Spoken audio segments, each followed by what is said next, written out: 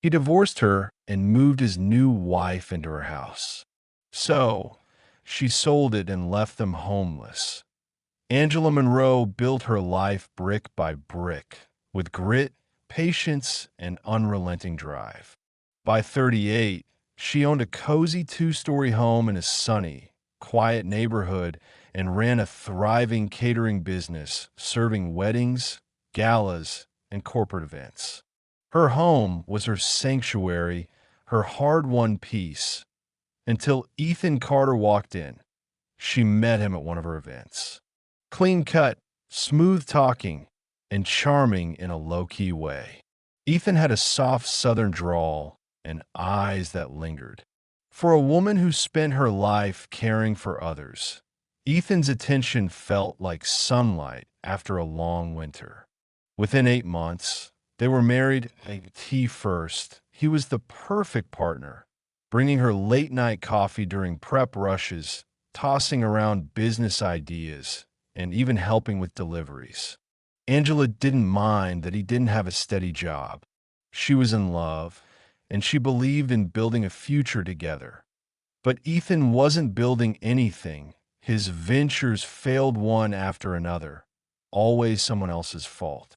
He stopped helping, started sleeping in, skipping basic chores, and making snide remarks when she worked too late. Then came the passive-aggressive comments. "You'd look prettier with your hair down. Not everything has to be about work. Why do you always need to be in control?" Angela tried to talk, but Ethan twisted every conversation. "You're too intense. I need space." One afternoon, while frosting cupcakes for a children's party, she got a text. "We need to talk tonight." That evening, he slid a stack of divorce papers across the kitchen table like it was a dinner bill. "I just don't feel connected anymore," he said. "We've changed." Angela didn't cry. She looked at the man she'd supported through failure, illness, and empty promises, and said, "Okay." He moved out that weekend, or so. She thought. 17 days later, Angela returned from a massive wedding event, tired but proud. Pulling into her driveway, something fell off. A moving van blocked her garage. Boxes littered the lawn. And there, on her front steps, stood Ethan with a woman. Young, blonde, in a white, bridal-style dress. They were laughing. Angela stepped out of the car slowly. "Ethan." He turned, unfazed. "Oh, hey, you're home early. What's going on?" "This is Lily," he said casually. "We just got married. She's moving in." Angela blinked. "Into my house." He shrugged. "Technically, we were married when I moved in. Shared property, right?" Lily chimed in with syrupy sweetness. "Don't be upset, Angie. You're such a strong woman. I'm sure you'll bounce back. Ethan deserves someone who really appreciates him." Angela stared at them. No tears, no shouting, just a calm, "I'll find somewhere else to stay tonight." That night, in a friend's condo, she sat in silence, still wearing her dress from the wedding gig.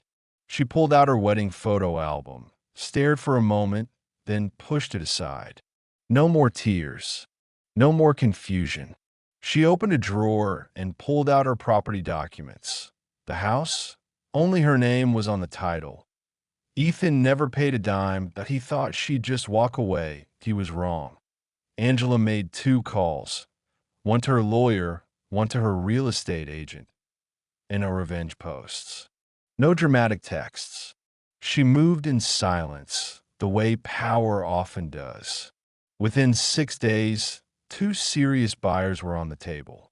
A tech couple from Chicago offered full cash, $6,000 over market.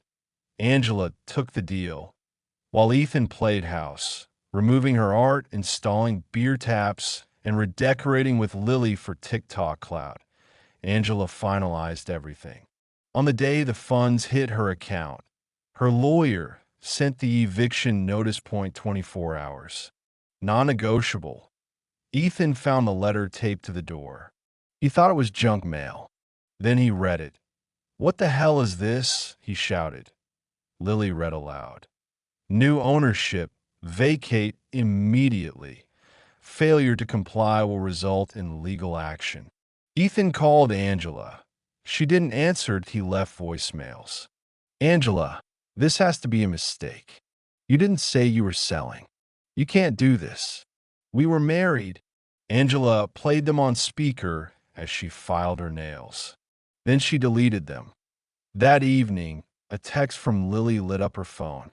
"This is beyond petty. I hope you feel good about yourself." Angela smiled. She felt amazing. 2 days later, the buyers arrived, with movers and police escorts. Ethan shouted, waving his arms, trying to argue. But it was over. Everything was legal, signed, final. Ethan and Lily were escorted out. They moved into a rundown motel. The Wi-Fi barely worked. The mattress creaked. Lily cried the first night. That a week later, she packed her things. "You said this was ours," she snapped. "You said she didn't matter. But she owns everything. And you've got nothing. You're pathetic." She left in the car Angela had once helped him finance. Angela, meanwhile, was thriving. She used the sale money to expand her catering company, opened a second location, hired new staff, and outfitted her kitchen with the best appliances in the industry. She moved into a sleek riverside penthouse with marble counters and floor-to-ceiling windows. Every inch of it was hers at a T8 black tie business gala. Angela walked across the stage in an emerald green gown to receive the Women in Enterprise Award. Applause thundered. Flashbulbs burst that a reporter asked, "To what do you credit your success after such a difficult year?" Angela smiled. "Sometimes what feels like loss is just clarity. And when you finally know your worth, you stop begging people to recognize it. You protect it. You build around it." Her assistant snapped a photo.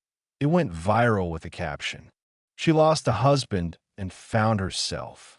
Ethan saw it on his cracked phone screen inside a greasy diner. Angela's glowing face looked back at him from the news feed. He lowered the phone, staring into his cold coffee. "No wife, no house, no career, and no one to blame but himself." Angela never responded to his last desperate email. She didn't have to. Her silence said it all.